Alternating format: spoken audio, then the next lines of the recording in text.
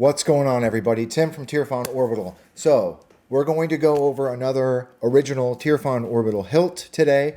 This is going to be a trifecta day. I've got three original Tierfon Orbital hilts to talk about. So, this is a Rev 3.2 that I offer in my Etsy store. Actually, now that I'm on the subject, I haven't made this official yet, but I have moved away from the Etsy platform as a seller. I have had a less than savory experience with Etsy, specifically in the last month.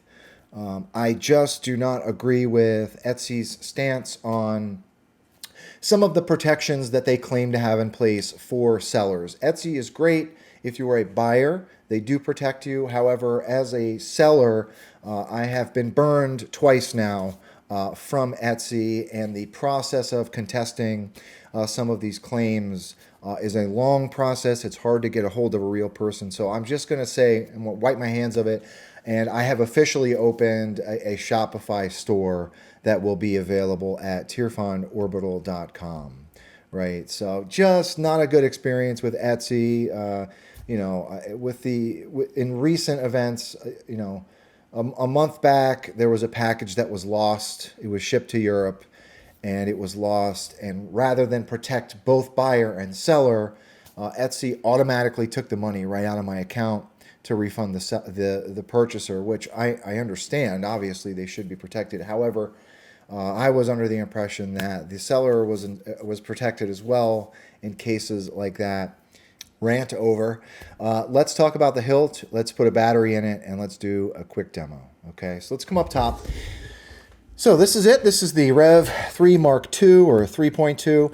I will start at the pommel and make my way up, right? So this has been made with, I would say, 95% parts from the custom saber shop. I feel as though people do not utilize the services that the custom saber shop offers as much as they should.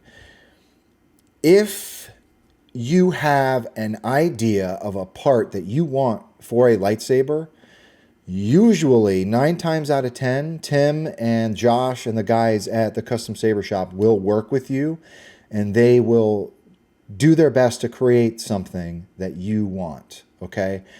So this grip, I knew that I wanted a grip with windows for shine through for a crystal chamber, right? So this is a custom grip.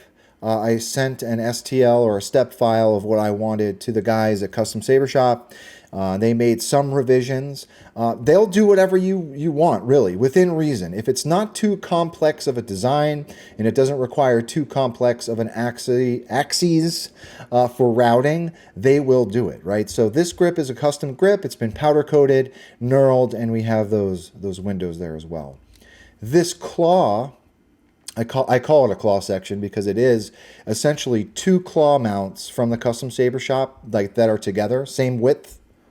But I did also have them route a window for a NeoPixel strip here as well. So that's another custom part.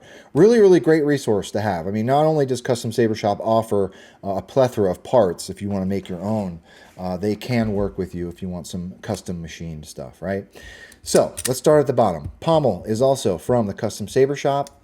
I do stamp the bottom of the pommels on my Revs, so it says Rev 3 down there. We've got a belt buckle from a 1980s era ski boot. This has been threaded into the pommel with some black hex set screws or grub screws. I've got a brass ring here, just as agreeably, that's also been threaded in. Pommel does unscrew. We'll just go ahead and unscrew it now. There's a speaker pod in here with a 28mm speaker from Smugglers. So that lives in the pommel.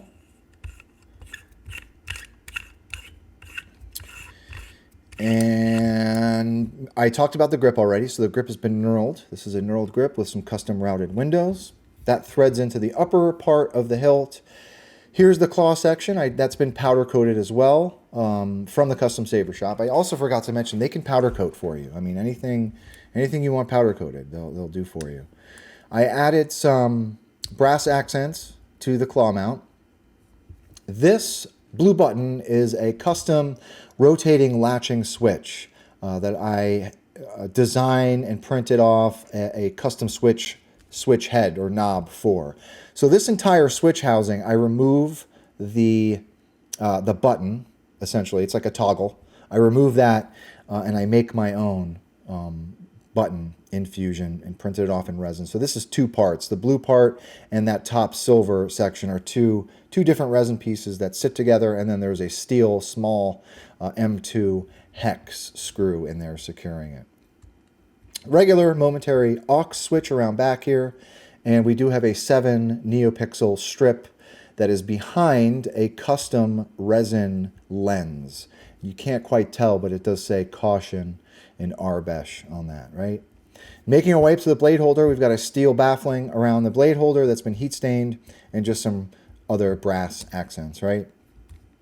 So nice and easy, right? So let's talk about how to use this guy. So you want to unscrew your grip. This is a tight build, just so you're aware, the client. Spring side is your negative. You want to take the flat part of your battery, rest it in your battery tray. You're not going to hear anything because the speaker hasn't made a connection yet, but you'll see that neopixel strip light depending on what font it is on, okay? So a caveat and a disclaimer. This chassis is very delicate. Most resin chassis are, but because we've got an open crystal chamber here, it is a little bit more delicate. Do not drop this hilt. Please don't drop it. Definitely don't drop it when you don't have the grip screwed in, okay? So once you get your battery in, Amethyst in the crystal chamber. That's like a floating crystal design crystal chamber. Screw your grip on and you're ready to go. Just come down here.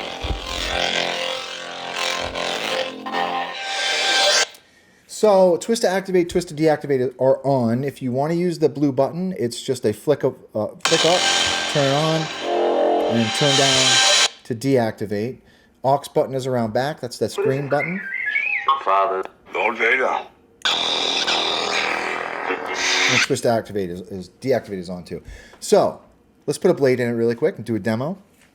Just above the green button is a small M3 set screw that serves as your blade retention.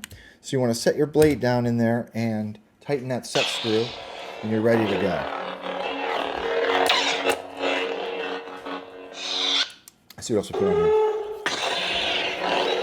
Obviously I put a couple of speeder fonts on here, but I think the You're in fire. yeah, really great sound here.